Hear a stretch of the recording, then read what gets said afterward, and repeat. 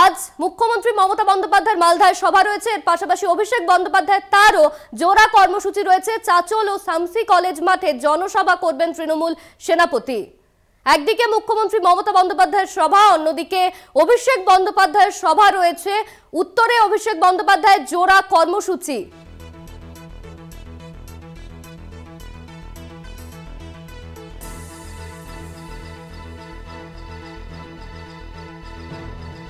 এই মুহূর্তে আমাদের সঙ্গে রয়েছেন আমাদের দুই প্রতিনিধি। একদিকে মালদহ থেকে গৌতম অধিকারী, অন্যদিকে মালদহ থেকে গৌতম চক্রবর্তী রয়েছে। গৌতম, তোমাকে জিজ্ঞেস করব যে অভিষেক বন্দ্যোপাধ্যায়ের আজ সভা রয়েছে, মুখ্যমন্ত্রী মমতা বন্দ্যোপাধ্যায় ঠিক যেমন সভা রয়েছে, তার পাশাপাশি দ্বিতীয় দফার আগে আজ মালদাহের উত্তরে জোড়া সভা রয়েছে অভিষেক বন্দ্যোপাধ্যায়ের।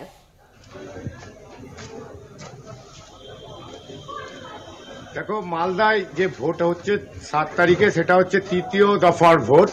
এই তৃতীয় দফার ভোটে মালদা উত্তর, মালদা দক্ষিণ, জঙ্গিপুর এবং মুর্শিদাবাদের 2টি কেন্দ্র, এই 4টি জায়গায় ভোট হবে। এবং আজকে যেটা অভিষেক বন্দ্যোপাধ্যায় সভা করবেন সেটা হচ্ছে উত্তর মালদা প্রসূন বন্দ্যোপাধ্যায় তৃণমূলের প্রার্থী, তার সমর্থনে শামসি কলেজ মাঠে, এবং সেখান থেকে সভা করে উনি ফিরে আসবেন হচ্ছে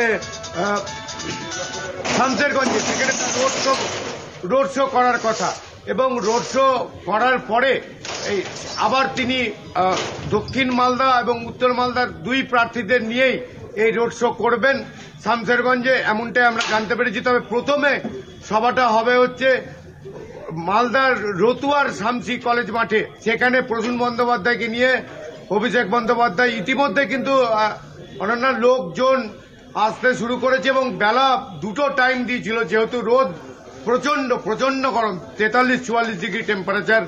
ওই জন্য চাইছে যে খুব সংক্ষিপ্তভাবে সভা করতে, কারণ মানুষজন অসুস্থ হয়ে যেতে পারে।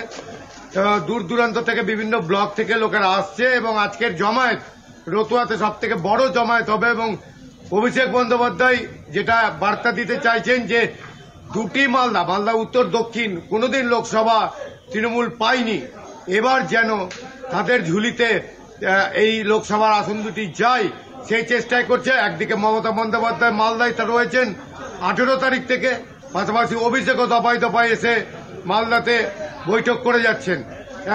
একবারে দেখাচ্ছে এই গরমের মধ্যে একে তো তপ্ত, তার মধ্যে রাজনৈতিক যে উত্তাপ গোটা মালদা জেলা জুড়ে। তৃণমূল চাইছে যে তাদের ঝুলিতে যেন 2টি লোকসভা এবার তাদের দিকে যায়। পাশাপাশি বিজেপিও প্রধানমন্ত্রী এসেছিলেন, এবং কংগ্রেসও কিন্তু প্রার্থী দিয়েছে, ফলে ত্রিমুখী লড়াই হচ্ছে মালদায়। অনন্যা, তুমি সঙ্গে থাকো। আমাদের সঙ্গে মালদহ থেকে ছিল গৌতম অধিকারী। গৌতম, তুমি ঠিক যেমনটা বলছিলে, মুখ্যমন্ত্রী মমতা বন্দ্যোপাধ্যায়ের সভা রয়েছে, আর সেই সভা ঘিরে প্রস্তুতি একদম তুঙ্গে।